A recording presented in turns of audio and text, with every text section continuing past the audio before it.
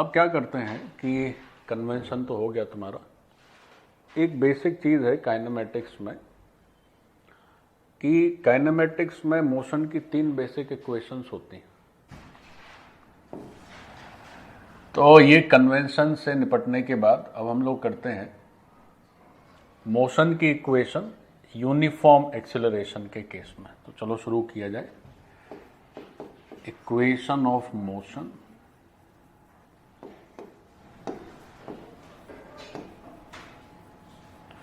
और ये कब की बात हो रही है? ये तब की बात हो रही है जब यूनिफॉर्म एक्सीलरेशन।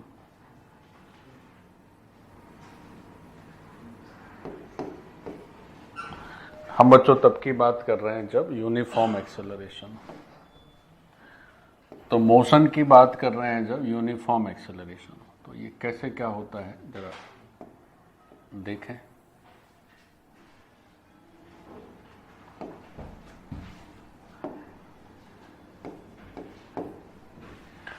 तो ये 3 इक्वेशन जनरल होती हैं मोशन की, और ये मोशन अगेन ध्यान में रखना है कि रेक्टिलिनियर मोशन है, 1 डायमेंशनल मोशन है, उसी की यहाँ चर्चा हो रही है। ये इक्वेशन ऑफ 1 डायमेंशनल मोशन की चर्चा हो रही है in case of uniform acceleration. तो पहले बच्चों मैं तीनों इक्वेशन लिख दे रहा हूँ और फिर उनका प्रूफ भी आपको समझा दूंगा। तो देखो ये कैसे क्या चलता है आगे। तो ये सब बड़ी ऑर्डिनरी और बहुत इंपॉर्टेंट और लगभग सब बच्चे इनको समझते हैं। तो सबसे पहली जो इक्वेशन आती है that is vector v is equal to vector u plus A T, है ना। t एक वेक्टर क्वांटिटी नहीं है, तो जो वेक्टर है वो केवल और केवल a पर ही रहता है। t एक स्केलर, ठीक। तो हमने लिखा v is equal to u plus A T. So this is the first equation of motion. फिर उसके बाद हम बात करते हैं सेकेंड इक्वेशन की। अच्छा, अगर मान लीजिए ये जो मोशन की इक्वेशन है ये तो वेक्टर फॉर्म में है। अब अगर वेक्टर हटा के लिखना चाहें तो आप इसी को ऐसे भी लिख सकते हैं, v is equal to U plus A T. लेकिन जब आप वेक्टर हटा के लिखना चाहें और आपने ये लिख दिया v बराबर यू प्लस ए टी, बच्चों ध्यान से सीखो, तो आपको v u और a को साइन कन्वेंशन के साथ लिखना पड़ेगा। मतलब अगर से मोशन से हॉरिजॉन्टल चल रहा है, तो हॉरिजॉन्टल अगर मोशन है तो जो भी मोशन या जो भी डायरेक्शन आगे की तरफ है अगर आप उसको प्लस ले रहे हैं, जो पीछे की तरफ है उसको आपको माइनस लेना पड़ेगा। तो यहां पर आप u, v और a की वैल्यू साइन कन्वेंशन के साथ लिखेंगे, और यहाँ तो u, v और a वेक्टर क्वांटिटी लिखना पड़ेगा, जो भी आई जे के जो भी होगा, तो यहाँ तो कोई दिक्कत ही नहीं है, ठीक। तो इन सब बातों का ध्यान रखना है। In this equation t is a scalar, पहली बात। दूसरी बात, यहाँ पर वैल्यूज जो रखी जाएंगी ऑफ u, v, a, तो ये जो है साइन कन्वेंशन के साथ रखी जाएंगी श्रीमान जी। यानी जो क्वांटिटीज आगे की तरफ उनको अगर आप प्लस लेते हैं तो पीछे वाले को माइनस के साथ लिखना होगा।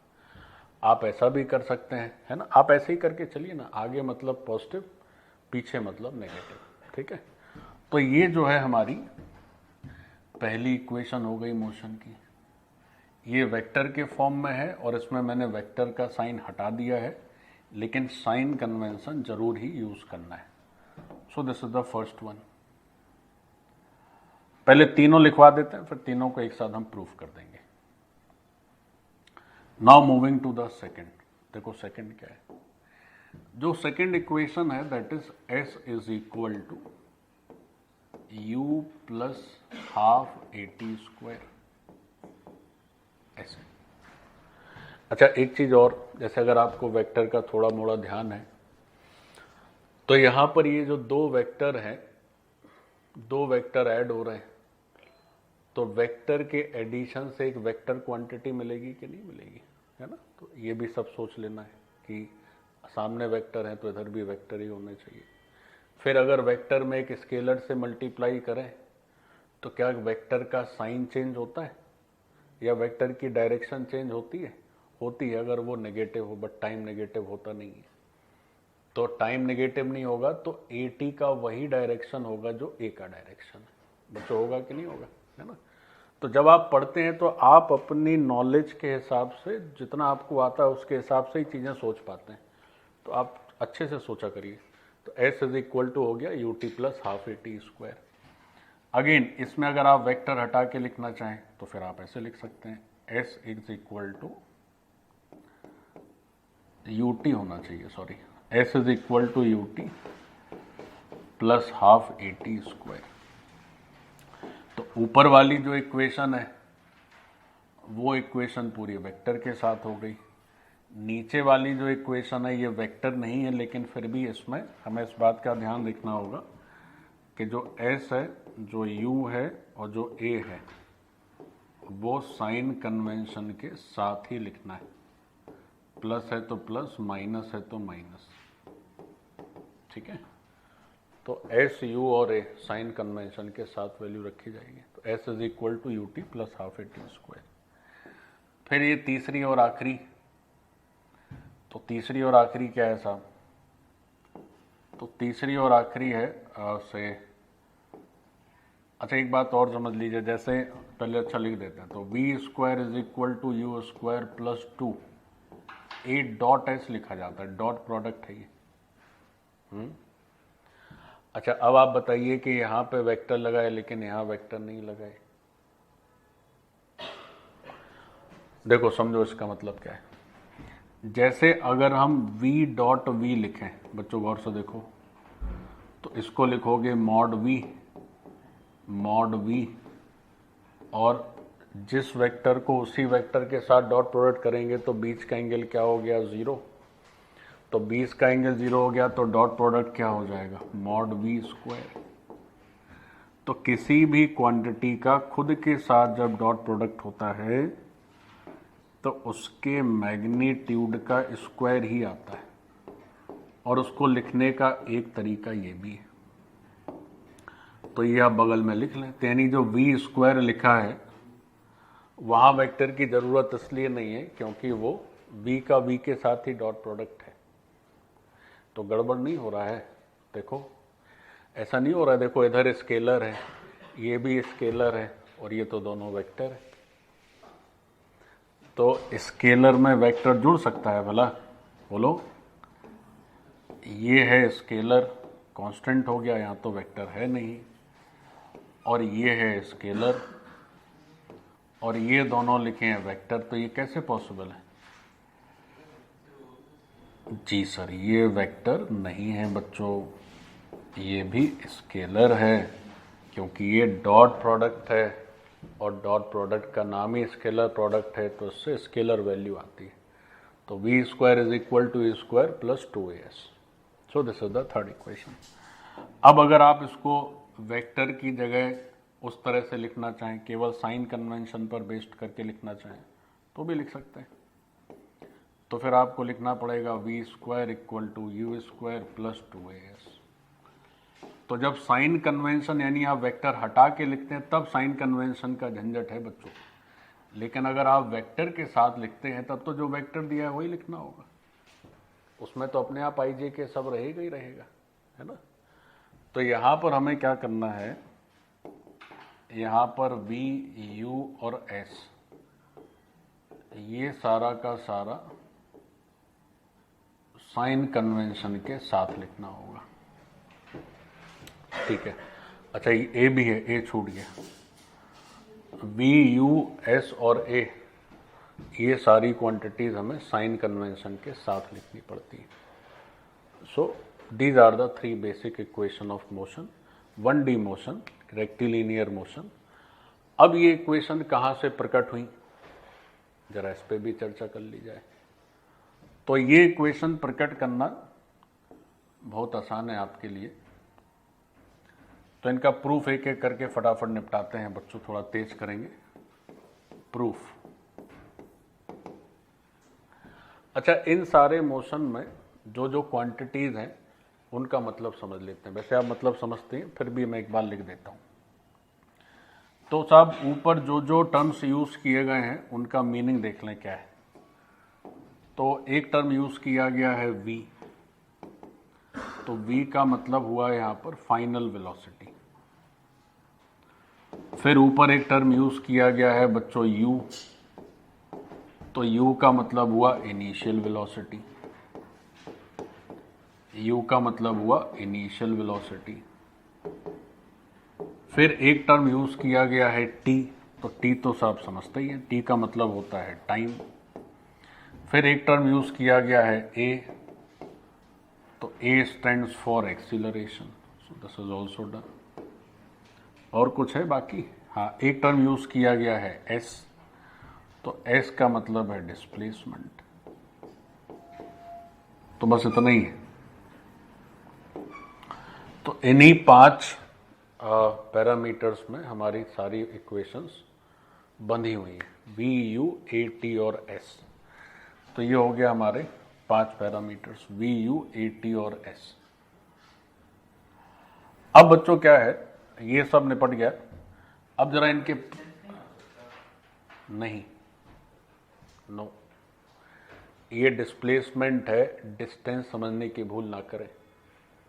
डिस्टेंस वो बाई चांस अगर हो जाए तो वो उस पर निर्भर करता है कि अगर एक ही डायरेक्शन में चल रहा है तब डिस्प्लेसमेंट डिस्टेंस बराबर हो जाएगा। लेकिन रास्ता पलट दिया, पहले आगे जा रहा था फिर पीछे, तो डिस्प्लेसमेंट अलग होगा, डिस्टेंस अलग होगा। यहाँ पे डिस्टेंस नहीं है, डिस्प्लेसमेंट। लेकिन डिस्टेंस हो सकता है अगर वो एक ही डायरेक्शन में चलता रहे तब। ठीक है, अब भाई इनके प्रूफ की, क्योंकि सब वेक्टर क्वांटिटीज में है ना रिलेशन, तो डिस्टेंस तो बच्चों वेक्टर ही नहीं है ना। चलिए, तो बहुत अच्छा समझ गए बच्चों। हम लोग इनके प्रूफ पर आते हैं। So let's do the proof. तो प्रूफ में सबसे पहला प्रूफ, जल्दी करो भाई। पहला प्रूफ है कि v बराबर u प्लस ए टी। देखो इसका प्रूफ करते हैं अपन, सीखें। तो जो एक्सेलरेशन होता है उसकी वैल्यू हमने पढ़ी थी कि dv बाई डी टी होती है साहब, है ना। Instantaneous rate of change of velocity is the acceleration, है ना। तो ये तो हम जानते ही हैं। तो वी नो दैट, हम ये समझते हैं कि जो एक्सेलरेशन की वैल्यू है that is dv by D T. अब अगर एक्सेलरेशन की value dv by D T है बच्चों, तो a dt कितना हो जाएगा, dv के बराबर हो जाएगा।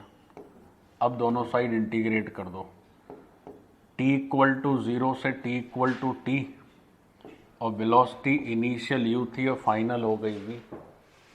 यही तो है इनिशियल वेलोसिटी का मतलब क्या है, शुरुआत में t इक्वल टू 0 पे। तो वेलोसिटी हमारी u से v पर चली गई और टाइम 0 से t पर चला गया। तो जब इसको सॉल्व किया हमने, तो dt का इंटीग्रेशन आएगा t, और लिमिट लगा देनी है 0 से t, और v का इंटीग्रेशन आएगा v, और लिमिट लगा देना है u से v।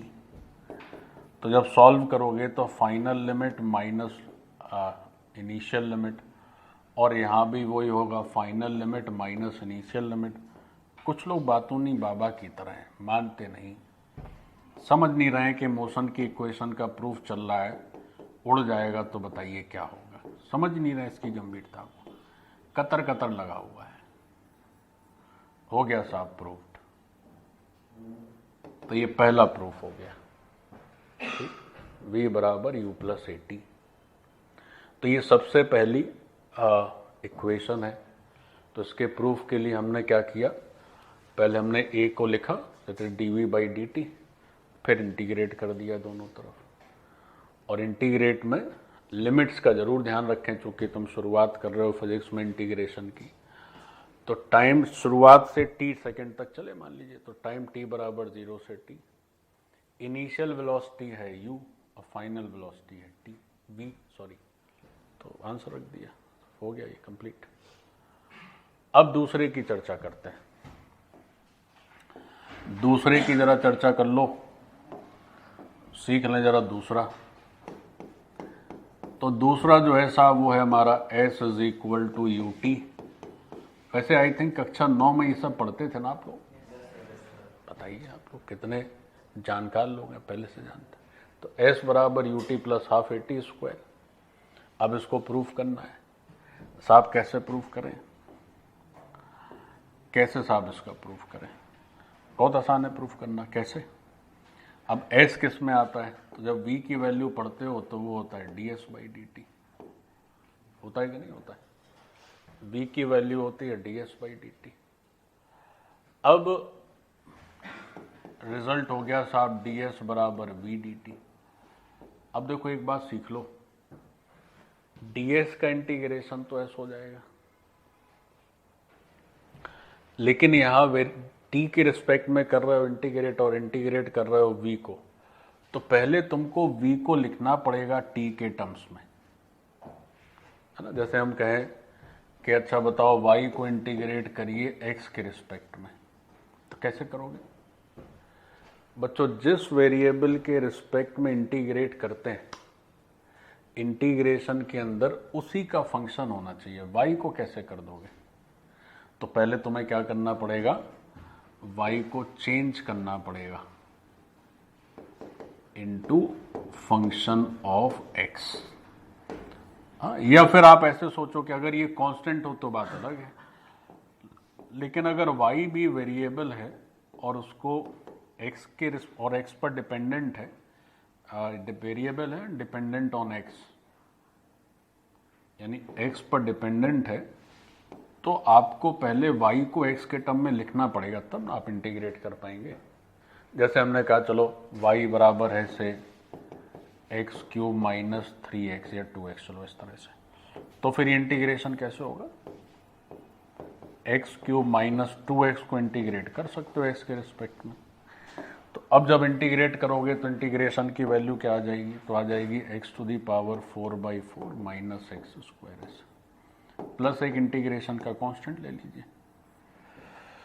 तो आप लेकिन y लिखे लिखे नहीं कर पाएंगे, पहले y को x के टर्म में लिखिए तब फिर इंटीग्रेट करिए। लेकिन अगर ऐसा हो जाए कि y को साहब x से कोई मतलब ही नहीं है, तो बात अलग है, तो फिर y कांस्टेंट की तरह ट्रीट होगा। बट अगर y एक वेरिएबल है तो पहले उसको x में कन्वर्ट करना पड़ेगा, तब बात बनेगी।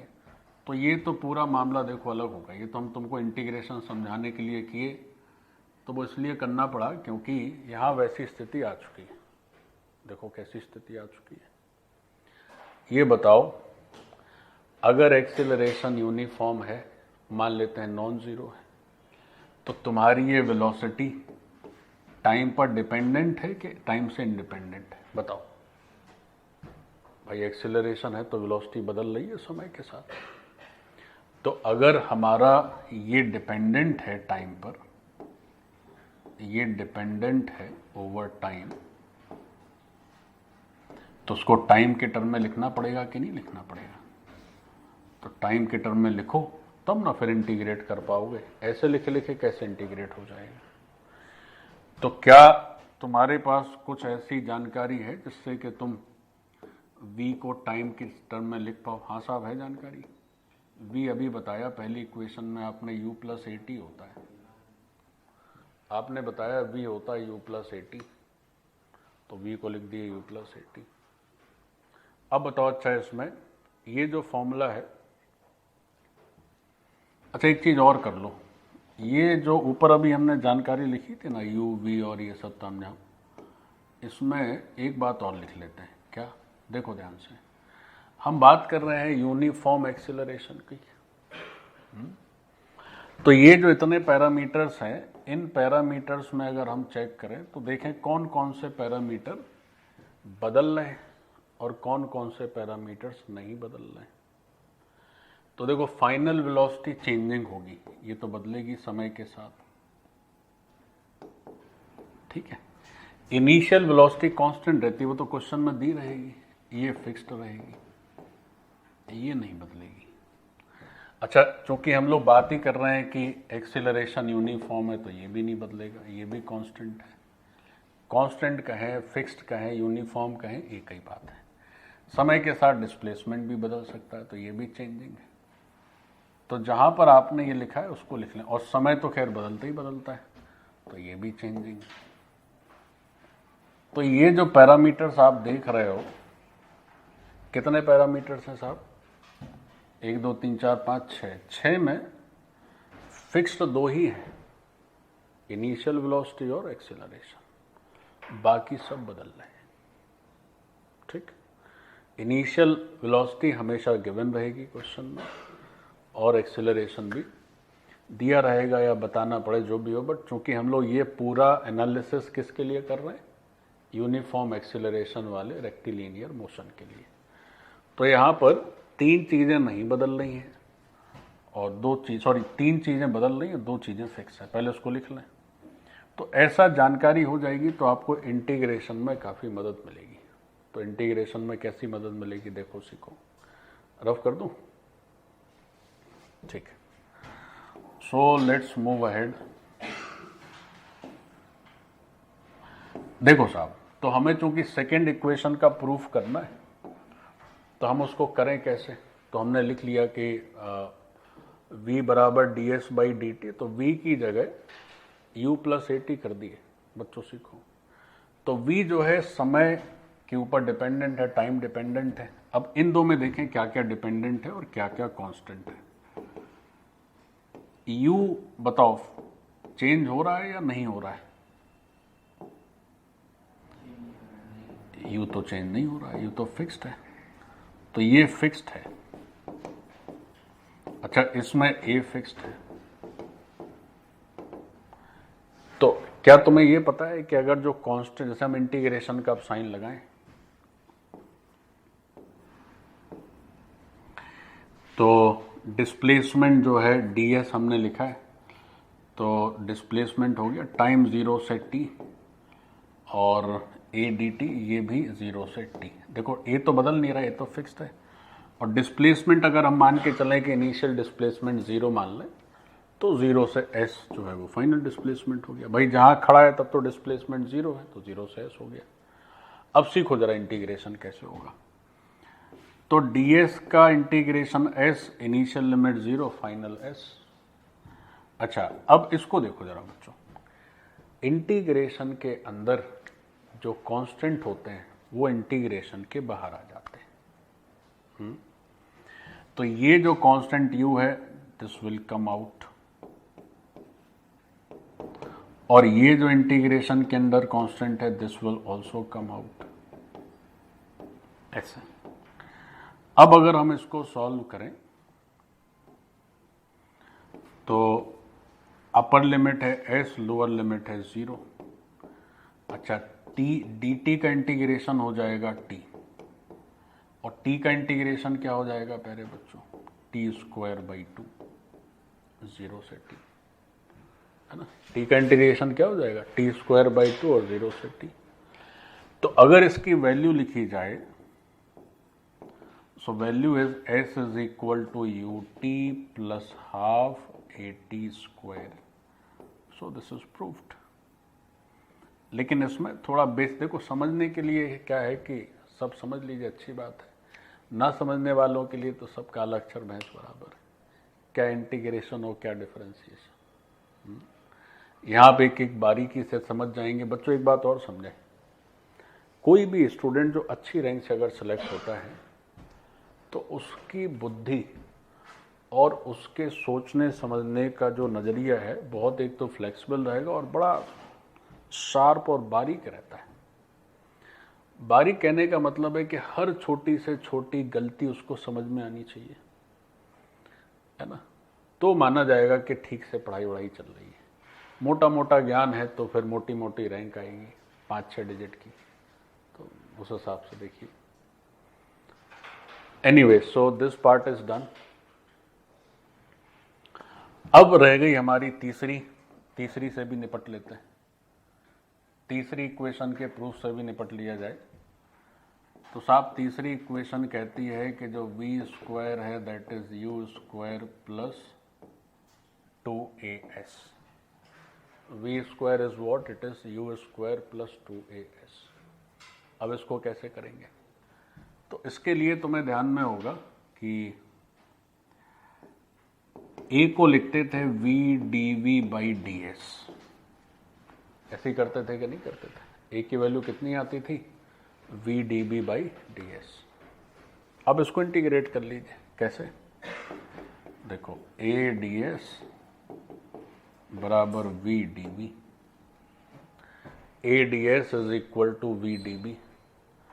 अब ए की वैल्यू तुम्हें यहाँ पे रखनी पड़ेगी,